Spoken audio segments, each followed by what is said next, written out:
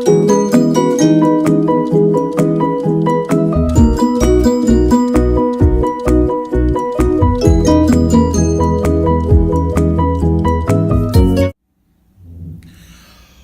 ¿cómo están?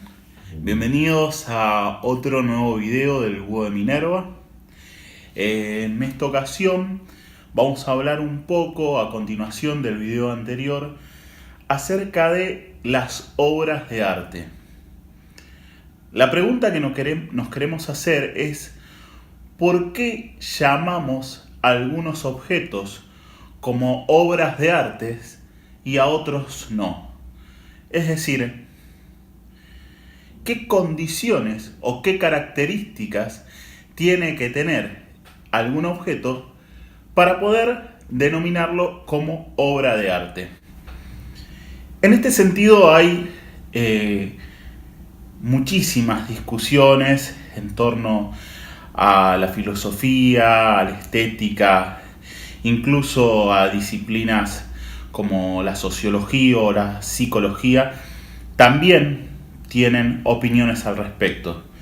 Nosotros hemos hecho un abordaje desde lo filosófico y hemos tratado de sintetizar algunas categorías que toda obra de arte debería tener para poder ser llamada tal.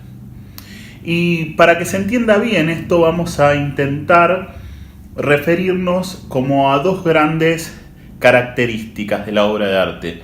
Las que vienen ligadas por el lado de la producción de la obra, es decir, de cómo fue hecha la obra, y las que están ligadas por el lado de la recepción, es decir, de cómo la obra fue vista, admitida u observada por aquellos que disfrutan de esta obra de arte.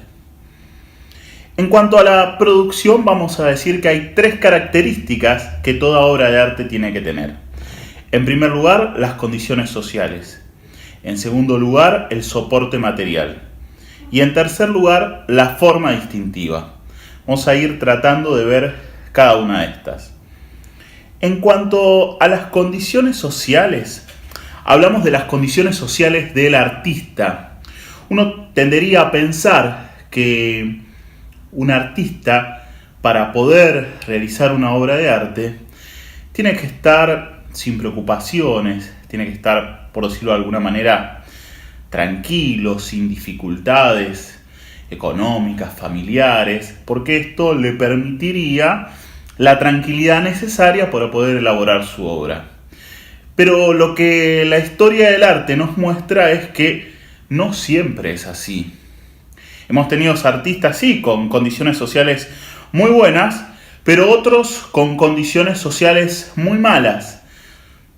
Se me ocurre, por ejemplo, el caso de Van Gogh, que tuvo que vivir en ciertos momentos de su vida bajo una pobreza muy importante e incluso llegó a vender sus obras, que hoy valen miles de millones de dólares, a muy poco precio, a muy bajo precio, para poder comer y subsistir.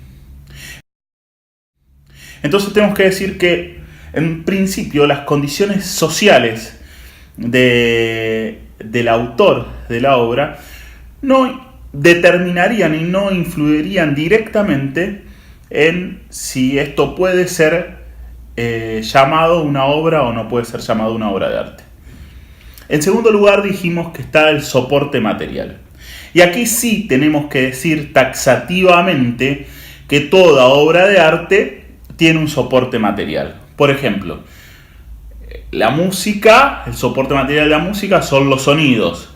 El soporte material de la pintura es la tela o el papel y el acrílico o el material que se use para pintar. En cuanto a la escultura, sí, tenemos esculturas de mármol, esculturas de barro, esculturas de metal. Esos son los soportes materiales. ¿Qué nos permiten, qué nos quitan estos soportes materiales? Podemos decir que nos dan posibilidad de crear, porque al tenernos, si un pintor no tiene el soporte material para poder expresar su obra, no puede hacer nada, no puede pintar, no puede expresarse. Entonces, en este sentido, el soporte material facilita la capacidad del artista de poder expresarse. Pero también limita, porque este es el material que tengo, este es el tamaño de el papel en el cual voy a dibujar, esta es la extensión de la canción que voy a cantar, estos son los registros sonoros que el violín maneja, y menos que esto no puedo tocar, y más que esto no puedo tocar, y esta es la cantidad de mármol que tengo para hacer esta determinada obra. Por lo tanto, el soporte material, podemos decir claramente que a la vez da posibilidades, pero también nos brinda limitaciones. En cuanto a la forma distintiva, lo que queremos decir con esta palabra es la intencionalidad del artista. Y acá me gustaría hacer un parate y leerles un fragmentito de un texto muy interesante de Fernando Savater, que nos habla un poquito de esta forma distintiva, o qué queremos decir cuando hablamos de forma distintiva. Y Savater dice así: compara de alguna manera al artista con el científico, y ahora van a ver la diferencia. Dice: el descubridor, el científico y el campeón deportivo son los primeros en llegar hasta donde aún no se había alcanzado. Pero en terrenos ya existentes que se ofrecen previamente a la curiosidad y habilidad de cualquiera. En cambio, si Mozart o Cervantes hubieran muerto en la cuna, nadie habría compuesto la flauta mágica ni contado la historia de Don Quijote. No nos habrían faltado músicas o novelas, pero sí esa música o esa novela. Podemos imaginar el teléfono sin Graham Bell o la teoría de la relatividad sin Einstein, pero no las meninas sin Velázquez. Las obras de arte no son posibilidades o cualidades realizadas de lo que previamente ya hay, sino que brotan de la personalidad misma de los artistas que las llevan a cabo. Fin del fragmento de Savater. ¿Qué quiere decir Savater entonces con esto de la forma distintiva? Básicamente nos habla de que para que una obra de arte sea tal, tiene que estar intrincada, posesionada, como podríamos decir, formateada por la personalidad del artista, por la historia del artista. Es decir, a diferencia de un científico, que son, si se quiere, los que permiten el progreso de la humanidad, el científico no pone en juego su personalidad al hacer una investigación, o en principio busca cierta objetividad. En cambio, el artista es todo lo contrario. En la obra de arte está claramente expresada la personalidad del artista. Y como dice Savater, nosotros podemos imaginar con mucha facilidad que tal vez si no hubiese existido Graham Bell, tal vez otro hubiese inventado el teléfono. O si no hubiese existido Elon Musk, otro podría haber creado los autos eléctricos o Tesla. Pero lo que no podemos pensar es la existencia de una obra, no sé cómo menciona acá, la flauta mágica de Mozart, sin Mozart, porque en la flauta mágica está expresada gran parte de la vida y de las personalidad del mismo Mozart.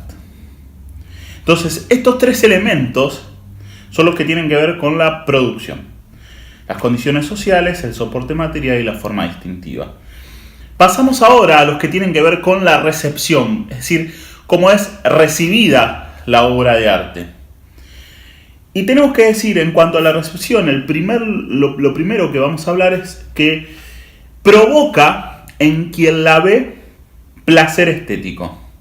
Y ese placer estético no está referido solamente a lo sensorial, a lo que siento físicamente, sino que es un placer estético que me aborda desde toda mi condición humana, es decir, desde lo sensorial, pero también de lo emocional y de lo intelectual. Yo cuando estoy frente a una obra de arte, me sensibilizo, pero también me emociono y también me hace pensar ciertas cosas. Y acá también me gustaría leerle un fragmentito también breve de la obra de Sabater por parecerme muy claro en cómo explica que se da esto.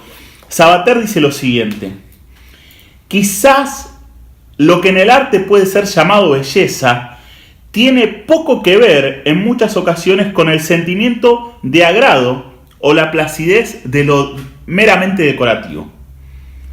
La atracción del arte no nos llega siempre como una suave caricia, sino a menudo como un zarpazo. El primordial efecto estético es fijar la atención distraída que rebala sobre la superficie de las cosas, las formas, los sentimientos o los sonidos, sin prestarles más que una consideración rutinaria. Nos estremece lo que no nos permite pasar de largo, lo que nos agarra, sujeta y zarandea. Paradoja de la belleza, que a veces puede ser experimentada como beatitud y en otras ocasiones como escalofrío. Es decir, frente a una obra de arte, uno no puede pasar desapercibido si realmente la contempla con atención.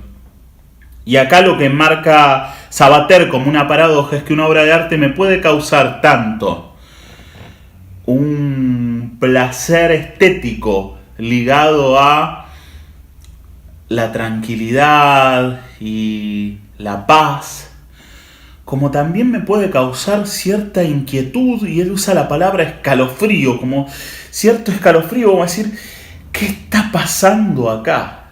¿Qué está pasando acá? No sé, por ejemplo, mirar el Guernica.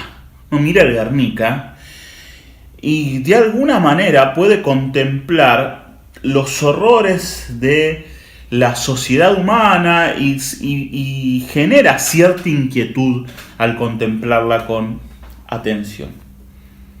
En segundo lugar, con respecto a la percepción, tenemos que decir que la obra de arte siempre presenta una significación polisémica. ¿Qué queremos decir con polisémica? Que tiene muchas y diversas interpretaciones. ¿Por qué sucede esto con la obra de arte? Porque si no, de alguna manera se quedaría pegada al contexto en el que fue escrita o pintada o cantada, digamos, al contexto en el que fue producida. Y esto no sucede. La obra de arte es siempre resignificada por aquel que la recepciona. Y en este sentido podemos decir también que la obra de arte es siempre nueva. Siempre nos permite un acercamiento novedoso y una interpretación novedosa, porque así como decíamos que se pone en juego la subjetividad del autor, también se pone en juego la subjetividad del receptor. Y no es lo mismo que yo observe una obra de arte cuando tengo 17 años que cuando tengo 40, que cuando tengo 80. Aunque yo soy la misma persona, no me pasan las mismas cosas. No me pasan las mismas cosas. Por eso, esta capacidad polisémica que tiene la obra de arte también la hace tener, la hace ser necesaria tener esta característica para poder ser considerada como una obra de arte cabalmente. Entonces, redondeando, desde la perspectiva de la producción, decimos que una obra de arte no depende de las condiciones sociales del autor, sí depende de que exista un soporte material, sí depende de que tenga una forma distintiva del autor, que esté la intención del artista puesta en juego. Y desde la recepción